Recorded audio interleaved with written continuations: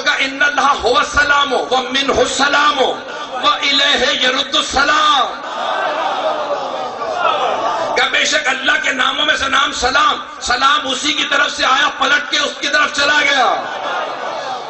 آج جنت موجود ہے کہیں نہ کہیں، بنے گی نہیں، خوابوں میں نہیں ہے، خیالوں میں نہیں ہے، جنت حقیقت ہے، آج موجود ہے۔ پیغمبر کہتے ہیں میں نے جنت کو دیکھا، جب میں جنت میں گیا تو میں نے فوراً کہا جبرائیل جب میں دنیا میں گیا تھا تو میرے محل کے ساتھ یہ محل نہیں تھا۔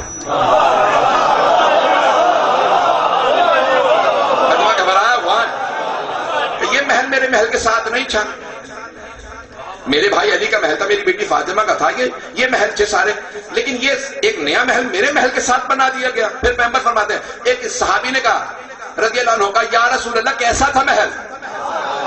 کہ موتیوں کا بنا ہوا تھا، سفید تھا، کہ نہ زمین پہ رکھا تھا نہ عرش سے معلق تھا، یہ سارے لٹکے ہوئے ہیں نا، اسے کہتے ہیں معلق۔ یہ ممبر زمین پہ رکھا ہوا، پیغمبر فرماتے ہیں وہ محل نہ لٹکا تھا نہ رکھا ہوا تھا، ہوا میں تھا، بہت بڑا محل میرے محل کے ساتھ۔ میں نے فوراً کہا جبرائیل یہ میرے محل کے ساتھ کس کا محل بنا دیا؟ کہا یا رسول اللہ جب آپ چلے گئے تھے نا خدیجہ کی قربانیوں کے نتیجے میں اللہ نے خدیجۃ الکبریٰ کے لیے محل بنایا۔ پتہ نہیں لوگ ہیں یا نہیں ہیں۔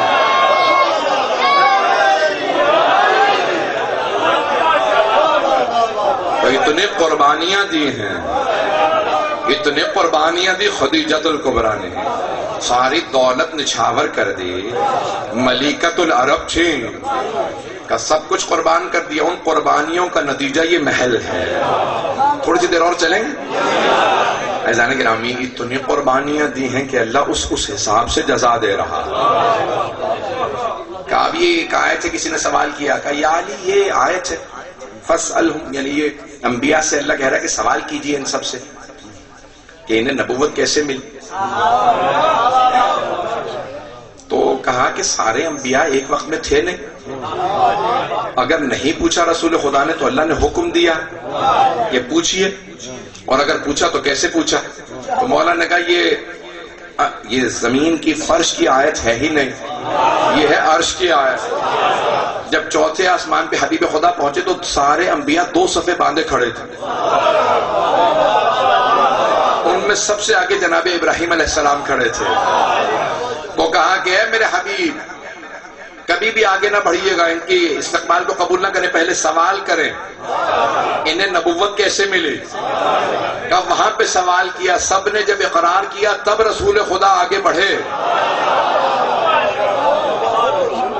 جب سب نے اقرار کیا، میں یہ نہیں پیش کروں گا، پتہ نہیں طبیعتوں گرانہ گزر جائے اس لیے میں نہیں پڑھ رہا۔ ایک مرتبہ سوال کیا کہ مولا کیا وہاں پہ انبیاء نے جواب دیا کہ انہیں نبوت کیسے ملی؟ کہا اللہ نے کہا میرے حبیب پوچھے ذرا سارے انبیاء سے انہیں نبوتیں کیسے ملی؟ تو رسول خدا نے کہا کہ آپ سب کو نبوت کیسے ملی؟ تو سارے انبیاء نے یک زبان ہو کے کہا یا رسول اللہ اللہ کی الوہیت کے اقرار پہ، آپ کی نبوت کے اقرار پہ، اور آپ کے بھائی علی کی ولایت کے۔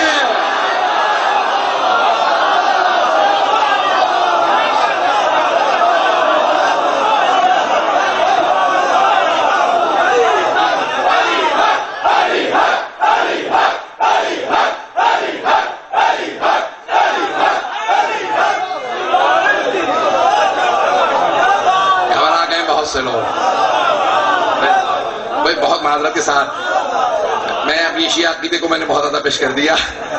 رضانے کے نام سرور کائنات نے تعارف کروا دیا، کہا کہ یاد رکھنا سب میرے صحابہ ہیں، علی میرا بھائی۔ الفاظ یہی ہیں، یہ تو سب شیعہ سنی علماء نے لکھا ہے کہ حبیب خدا نے فرمایا کہ علی اخی فی الدنیا والآخرہ، دنیا اور آخرت میں علی میرا بھائی ہے۔ رضانے کے نامی سب کے سب صحابہ ہیں، علی بھائی۔ تو اس لیے ہمارے خاص یہ جو ہے جب آپ جائیں گے بھی نجف عشرت تو حرم کے دروازے پہ لکھا ہے السلام علیکہ یا اخا رسول اللہ، اے رسول اللہ کے بھائی آپ پہ سلام ہو۔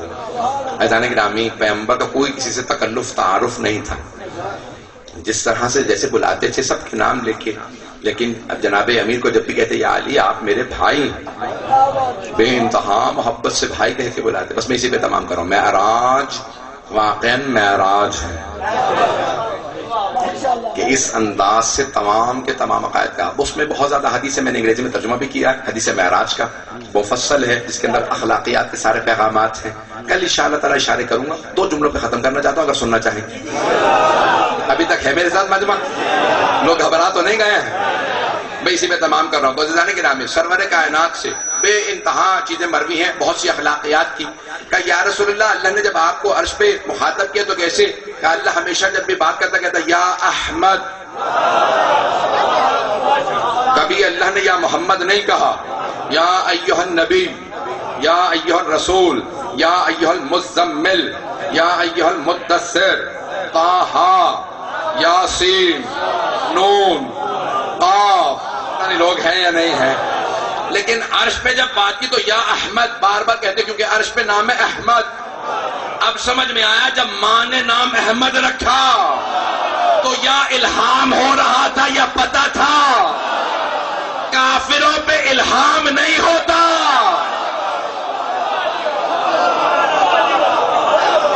کافروں پہ الہام نہیں ہوتا، یہ مادر رسول خدا حضرت آمنہ کوئی عام بی بی نہیں ہے۔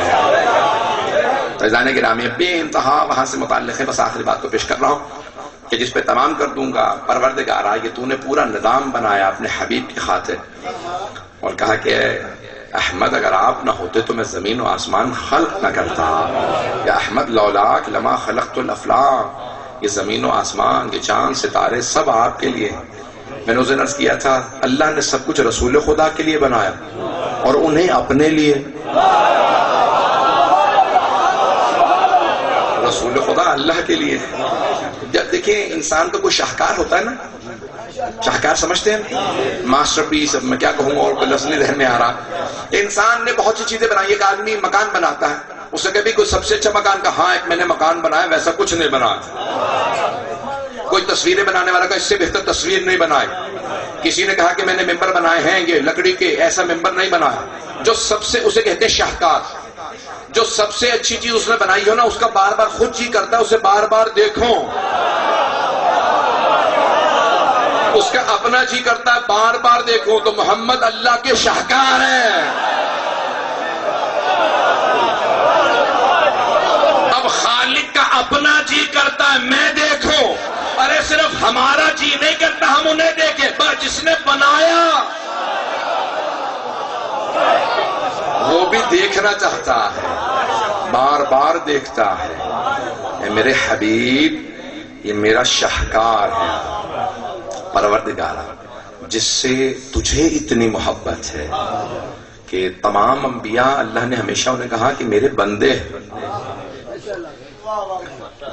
یہی الفاظ ہیں، لیکن جناب ابراہیم کو کہا میرا خلیل ہے، میرا خلیل کہتے ہیں دوست کو، لیکن جب رسول خدا کی باری آئی تو کہا میرا حبیب ہے۔ آدھا مجمع پہنچا آدھا نہیں، اسی پہ تمام کرنا چاہتا ہوں۔ تو خلیل میں اور حبیب میں کیا فرق ہے؟ خلیل بھی دوست، حبیب بھی دوست۔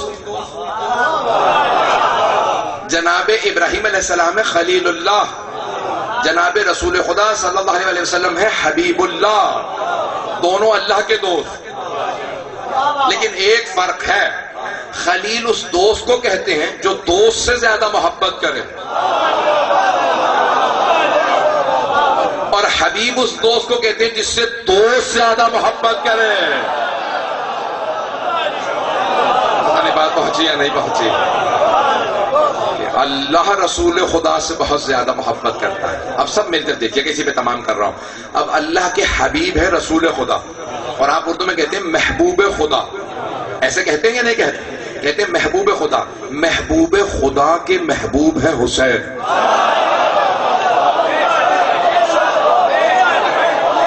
صحابہ کہتے ہیں مسجد نبوی تھی، ہم سب بیٹھے ہوئے تھے، رسول خدا نے آغوش میں لیا، منبر پہ آئے، اور بار بار چوما چہرہ حسین ابن علی کا، اور ایک مرتبہ ہاتھوں پہ اٹھا کے کہا اللہم انی احب حسینا، پروردگارہ مجھے حسین سے بڑی محبت ہے، فاحب من احب حسینا، تو اس سے محبت کر جو حسین سے محبت کرے۔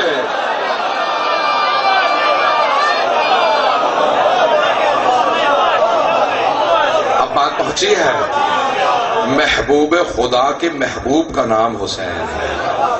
آئیے ذرا مل کے دعا کریں گے، ہاتھوں کو بلند کریں گے۔ میں جانتا ہوں آنکھوں میں جتنے بھی اس وقت نمی ہے یہ حسین ابن علی کے صدقے میں ہے۔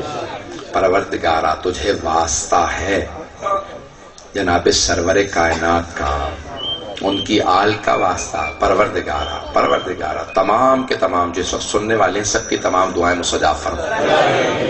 پروردگارہ کسی کی کسی بھی دعا کو رد نہ فرما۔ پروردگارہ خصوصاً جو ہاتھ بلند ہیں، نہ جانے تیرے حبیب کی بارگاہ میں کیا کیا لوگ امیدیں لے کے آئے ہوں گے۔ پروردگارہ کسی کو نا امید نہ لوٹا۔ پروردگارہ تجھے واسطہ شہدائے کربلا کا، جتنے بھی اس وقت دنیا کے حالات خراب ہے، خصوصاً کشمیر میں، افغانستان میں، عراق میں، شام میں، بحرین میں، یمن میں، فلسطین میں، نائجیریا میں، برما میں، نہ جانے کہاں کہاں، پروردگارہ سب کی حفاظت فرما۔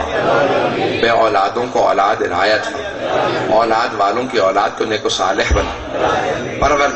پروردگارہ جتنے بھی حج و زیارات کی تمنا رکھتے ہیں ان کو حج و زیارات نصیب فرما۔